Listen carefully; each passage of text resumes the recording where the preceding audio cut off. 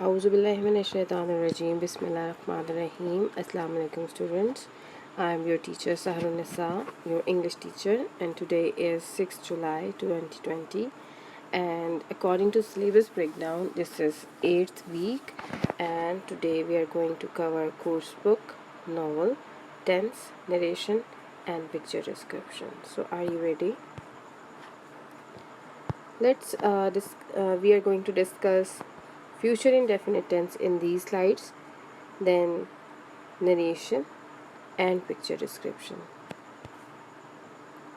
So what is narration? Let's revise these rules. We have done these rules in the last week, so let's do these again. Tense before the inverted commas is not changed. Inverted commas are omitted. Use of that. If the verb inside the inverted commas are past tense, change it into following tenses. Simple present is changed into simple past. Simple past is changed into past perfect tense. Past continuous tense is changed into past perfect continuous tense. But past perfect tense does not change. If in the speech we have, in the direct speech we have past perfect tense, we are not going to change it in the indirect speech. So practice practice sentences, change the narration. First, only 7 sentences you are going to write today. John said, "I want to be a soldier." He said, "I met my wife after 6 years ago." They said, "We were enjoying the weather." In the first sentence, we have simple past. So simple past is changed into, here is it. Simple present is changed into simple past. So first sentence is simple present, and simple present is changed into simple past. He said, "I met." Simple past is changed into past perfect. So you're going to change it into past perfect. They said they were. Continuous tense is changed into past. Continuous tense is changed into past perfect continuous tense. The cobbler said, "I had finished." So which tense is not changed? Past perfect tense is not changed. The lady said, "I was getting late." Simple continuous tense. The watchman said, "I worked overtime." Simple past tense. The principal said, "Every student must work hard." This is a tricky sentence because here is simple present and we are going to change it into simple past, but you must know the second form of this must. So the second form of this must is might. I have written the answers for you and I will send the answers also, but first try to do it yourself. Okay, start. Future indefinite tense. So what is a tense? Tense is the time of a sentence. So what is future? Future is not past, not present, but the upcoming incidents, upcoming events are discussed in future tense. So let's discuss the definition. We are going to write this definition. Simple future is used to refer to actions that will take place after the act of speaking or writing. As I was saying, today we will do future indefinite tense, and right now we are doing. So when you are speaking something or planning something in the near time is called future indefinite tense. When you are planning to do something, I shall play, you will go somewhere in Karachi or somewhere else. So example is, I shall play cricket. In the past, in few years, we used to use shall with I and we, but this time in this modern English we are not going to use shall, but in the rules we all the time write it for your understanding. So let's do the rules. Future indefinite tense rules. Please write your work neatly. In Urdu, sentence ends with ga, gi and ge.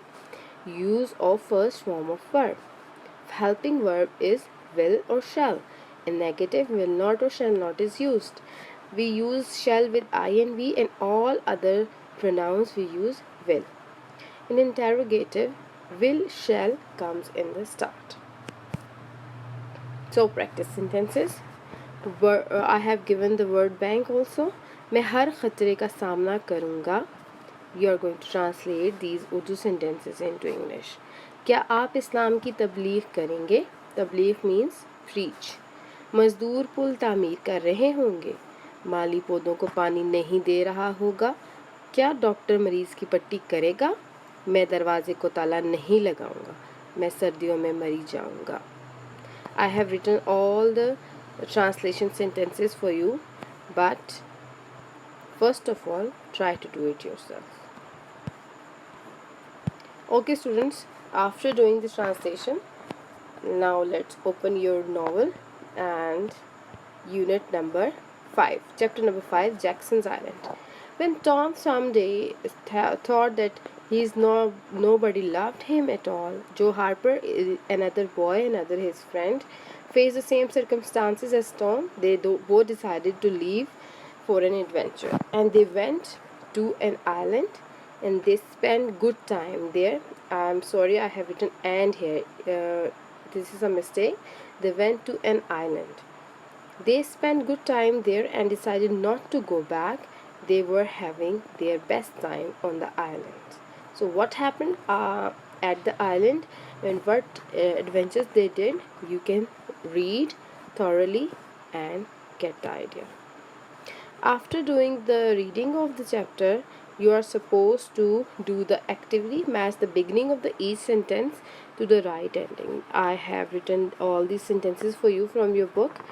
These are the incidents, these are the starting time, and what comes after them. We are going to do the right ending. Men on the ferry boat fired the gun. Why? What was the purpose? To make bodies rise on to the top of the water. The boys had a wonderful feeling because they knew people were missing them. Tom's blood ran cold. Why? Because he heard people talking about his funeral. Joe was nearly in tears because he wanted to see his mother. Huck wanted to go back because he was feeling lonely. Huck and Joe decided to stay because they like to plan. Okay, after doing this, please open your book of course book, and we are going to study Johnny Appleseed, unit number 2, section number 2. Okay, thank you.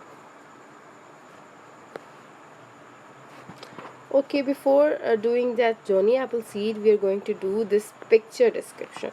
Write at least one page to describe the picture. In this picture, what things you are watching? A frame, wall clock, side table lamp. Two ladies are sitting. What are they doing? They are playing or they are using cards. There are cups on the table, chairs, carpet, and at the back of the old lady, you can see a fireplace, and on the left side you can see a sofa. So you are going to describe each and everything which you can see in this picture.